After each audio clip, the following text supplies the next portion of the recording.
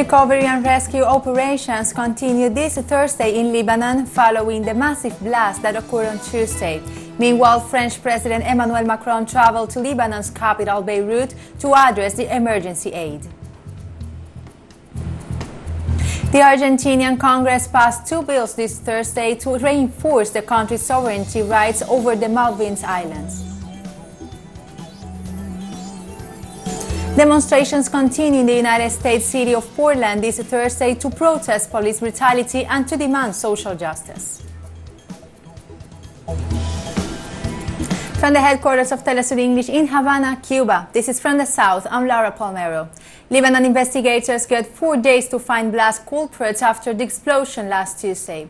Rescue operations continue as members of the Lebanese Red Cross, army soldiers and volunteers search for people listed missing under the rubble in the areas near the port. Officials said that the death toll from the explosion, killing at least 157 people and injuring 5,000 more, was expected to rise. Investigators in Lebanon proving the deadly blast that ripped across Beirut were focusing on possible negligence in a storage of tons of highly explosive fertilizer. The government ordered the house arrest of several port officials. Lebanon's cabinet declared a 2-week state of emergency in the capital of handed control of security in the city to the military.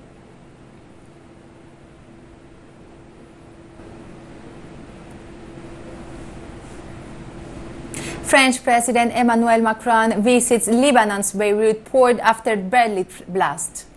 French President visited Beirut port 2 days after a monster blast saw terrible destruction in Beirut and brought Paris' Middle East protégé into Nice. The provisional death toll stood at 157, but with 1,000 missing and 5,000 wounded. The number of victims was expected to rise as rescue workers continue to come through the rubble.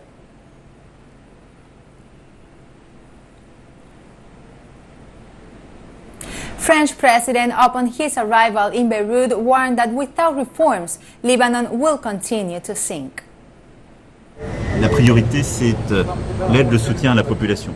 The priority is aid, unconditional support for the population, for months and years now. However, France has been demanding indispensable reforms in certain sectors: energy, government, procurement, and the fight against corruption. If these reforms are not carried out, Lebanon will continue to sink. We know that the crisis here is serious. It implies a historical responsibility on the part of the leaders in place.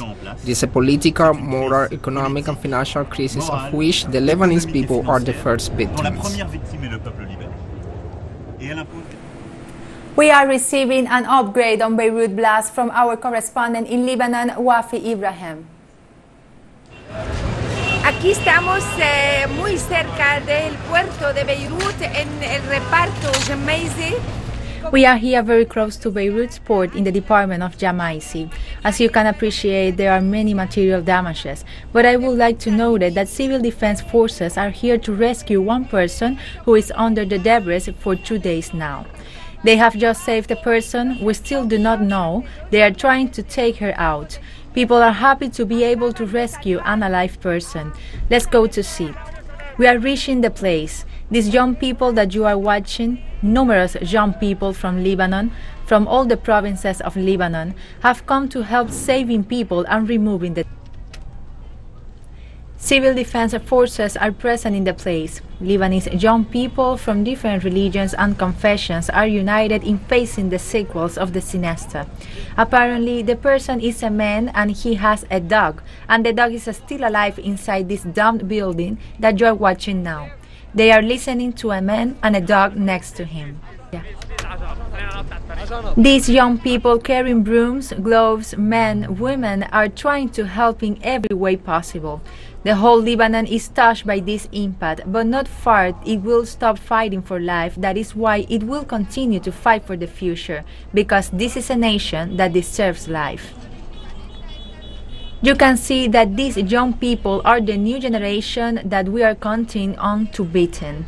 They have requested other vehicles and cranes to be able to reach the person that finds via even behind the scrubbers. From the entrance of Beirut and precisely dealing Shemais Limitrefe with the report where the explosion was running, the Ashfile deal where 3 was the most part of the material damages, we are searching around the Lebanese people with Issa's body and leaving people behind the destruction. The Lebanon is a work of rescue and to raise debris and to continue to despite the crisis in which it is submerged. The French President Macron just arrived in Lebanon. He came with a message of solidarity with the Lebanon people to tell us that this is not the end of the world or a superable stage. With this Juventus, we are seeing in a picture with the confidence that life can learn from death, and the hope is the last thing we have to lose. Already the number of deceased has exceeded 135, and it is expected that it will continue to rise, and there are more than 5,000 injured and there is a significant number of missing persons. This claim increases the economic and social crisis that hurts Lebanon since the end of last year, 2019. You can see that these young people are the new generation that we are biting off. They have requested all the vehicles and cranes to be able to reach the person that finds even behind the scrubbers. From the entrance of Beirut and precisely dealing Shemais Limitrefe with the port where the explosion was running, the Ashfile deal where there was the most part of the material damages, we are searching around the Lebanese people with Issa's bodies and leaving people behind the destruction. The Lebanon is a work of rescue and to raise debris and to continue to despite the crisis in which he is submerged.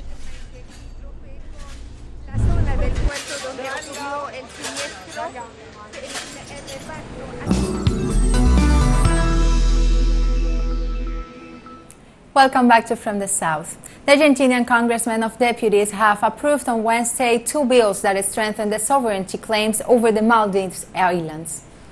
By a large majority, the Argentinian Congress converted into law a project that seeks to establish a new demarcation of the external limit of the Argentinian continental shelf beyond 200 miles. The project aims also to reinforce sovereignty right over the seabed and subtle resources. Meanwhile, an advisory board headed by the president was created to address sovereignty rights over the waters of the South Atlantic, the Maldives Islands and their surrounding maritime space.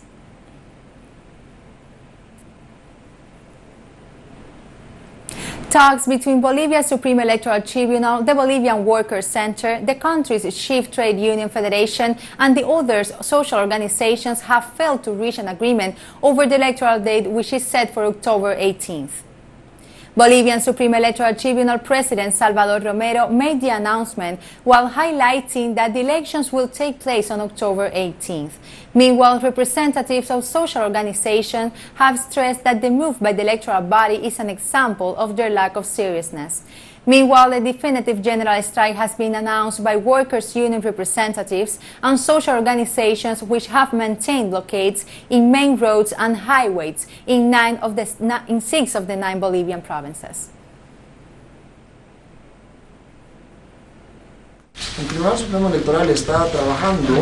The Supreme Electoral Tribunal is working according to the electoral date that was defined and stipulated for the voting day on Sunday, October 18th. We are working on that line. We have not stopped working on a single day to advance with the preparation of all the electoral material, with the preparation of all activities. We want to ensure an election day in the country with clean and transparent elections, and that it is the commitment of the organization.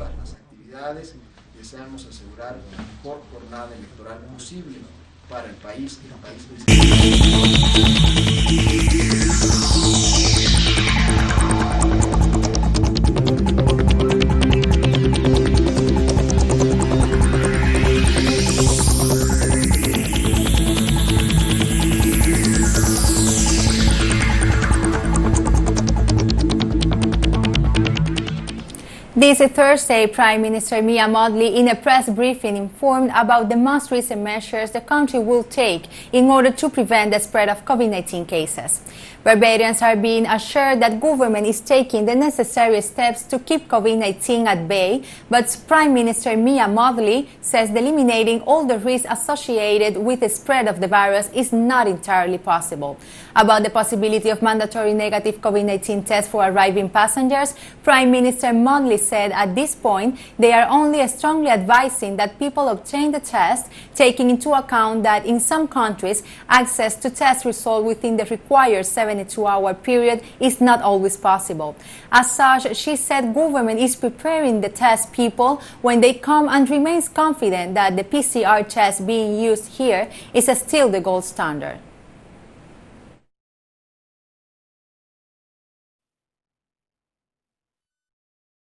The truth is, on the last occasion that I spoke to you and the time before that, with respect to COVID, I indicated, will there be more COVID cases? And I told you yes.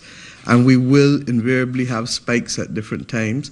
But the important thing is what we do to contain them, to isolate the persons who may be positive, and to do the relevant contact tracing to minimize the extent to which this can move through our country.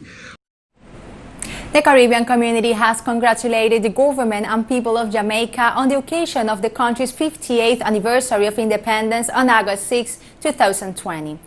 CARICOM Secretary General Ambassador Irwin LaRocca said in a congratulatory message to Jamaica's Prime Minister Honorable Andrew Holness that the prowess and accomplishment of Jamaicans in a diversity of fields, including the arts, sports and diplomacy, continue to burnish national pride and strengthen the sense of self. He added that the Caribbean community looks forward to benefiting from Jamaica's continued leadership and experience as the regional integration process advances.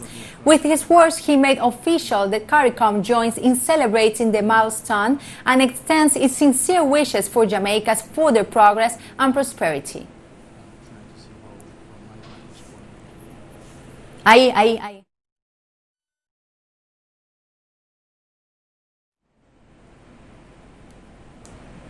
This August 6, Jamaicans are celebrating the 58th anniversary of their independence. The Independence Day of Jamaica is a national holiday. To commemorate such an event, it is one of the more senior public holidays celebrated in Jamaica. Jamaica was one of the first colonies in the so-called New World. Spanish rule began in 1509. Nearly 150 years later, the island was taken by the British on May 11, 1655, during the Anglo-Spanish War. With the breakup of the British Empire in the 1950s, Jamaica had several amendments to its constitution to allow greater self-government and a prime minister. In 1958, Jamaica became a founding member of the West Indies Federation. In September 1961, Jamaican dissatisfaction with the Federation and the slow pace of move to independence led to a referendum that resulted in 54% of voters wanting to leave. The elections of 1962 were won by the Jamaican Labour Party under the leadership of Alexander Bustamante. On August 6, 1962, the British flag was lowered in Jamaica for the last time, and the Jamaican flag raised 58 years ago. Today, the country's streets, buildings and even its people are decorated in the national color of black, gold and green as Jamaica celebrates 50 years of independence. Dance and music performances took place all over Jamaica in venues from school to sport fields. The star events take place in Kingston, where thousands of Jamaicans celebrate their heritage. As they gathered there, many reflected on their memories of independence and how their country has changed in the 50 years since.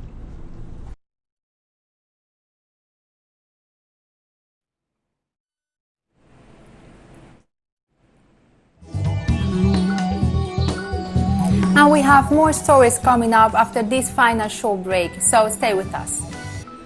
Welcome back to From the South.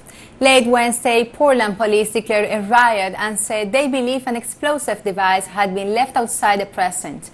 People were ordered to disperse and some streets were closed.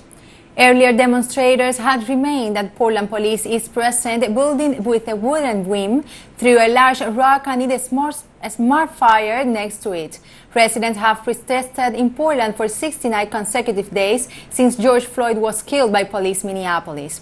The violent clashes at the courthouse have abated since July 30, when federal agents began drawing down their numbers under a deal between the governor and the U.S. Department of Homeland Security. But after a quiet weekend, nightly protests have once again gained steam in other parts of the city.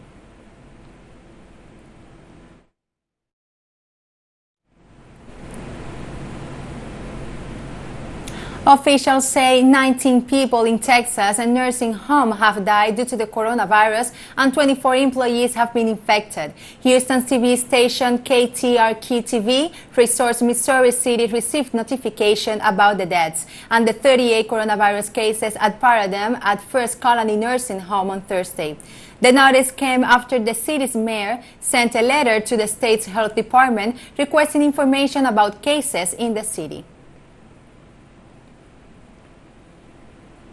Chinese authorities have rejected on Thursday attempts by the United States to extend an arms embargo on Iran by tabling a resolution at the United Nations Security Council next week. China firmly upholds the authority of the Security Council resolutions and the effectiveness of the comprehensive agreement and does not agree with the United States' efforts to extend the arms embargo on Iran in the Security Council. All the provisions of the Security Council Resolution 2231, including the arms embargo, should be carefully implemented. China will work with all parties and the international community to continue to uphold the comprehensive agreement and Security Council resolutions, uphold multilateralism, and promote the Iranian nuclear issue, political and diplomatic solution. Japanese authorities paid tribute on Thursday to atomic bomb victims and survivors of the first nuclear attack in humankind history, launched in the city of Hiroshima by the United States. Japanese Prime Minister Shinzo Abe, together with atomic bomb survivors and relatives of the victims, attended the tribute act which took place in observance of COVID-19 preventive measures. Meanwhile, several traditional ceremonies were suspended, including the floating lantern ceremony, which is performed in memory of the victims.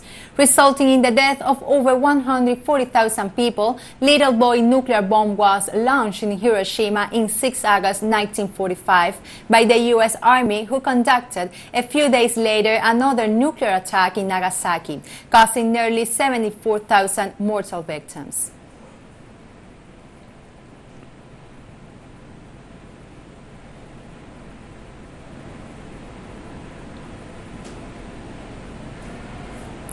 In the occasion of the anniversary of Hiroshima nuclear attack, which made Japan the only nation victim of a nuclear bomb, the mayor of Hiroshima, Kazumo Matsui, noted in his commemorative remarks that Japanese government should adhere to the Non-Proliferation Treaty on Nuclear Arms.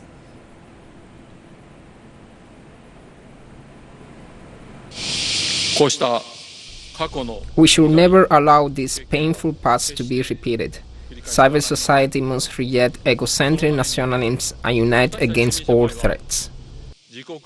Schools have reopened in Nigeria while following COVID-19 health preventive measures. Well, we've instructed teachers not to ensure that they keep their social distance from students. It's usually hard for teachers because there's a certain level of,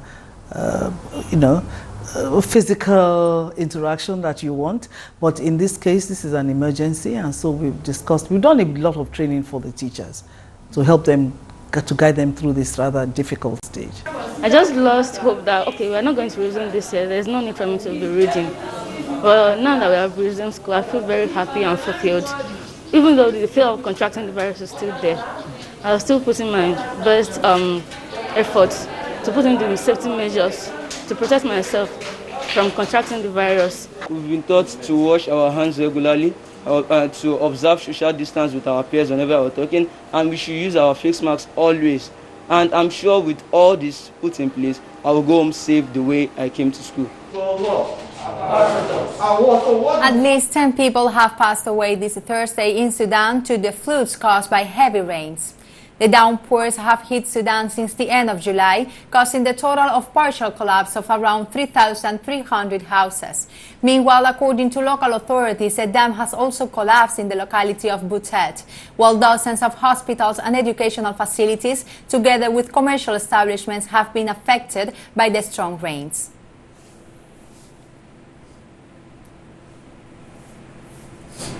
Ethiopia's COVID-19 figures have surpassed 2,000 cases this Thursday.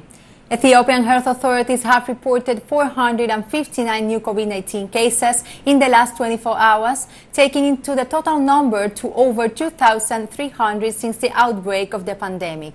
Meanwhile, 358 patients have recovered from the virus. Death toll stands at 356 so far.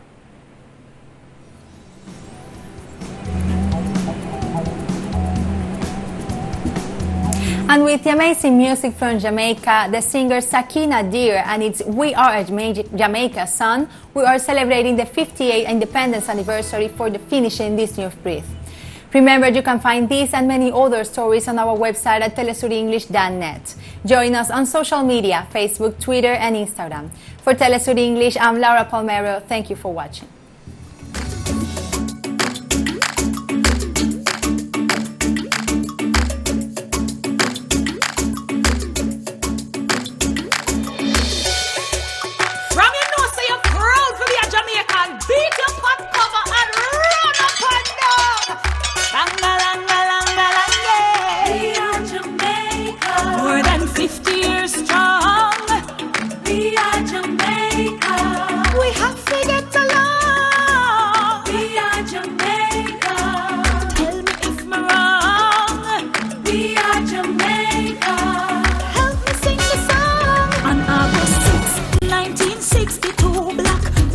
Red, white, and blue, say bye-bye to the Queen and the Union Jack.